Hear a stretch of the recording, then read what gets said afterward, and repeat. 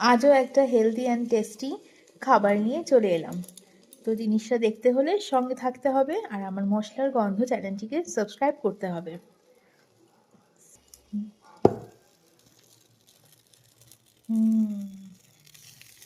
টানটানা, veg sandwich. আজকের healthy and tasty veg sandwich.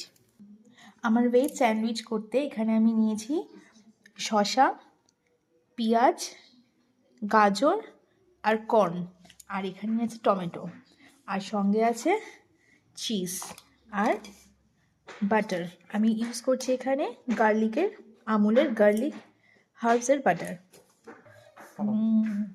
Smell তো দারুণ আসছে।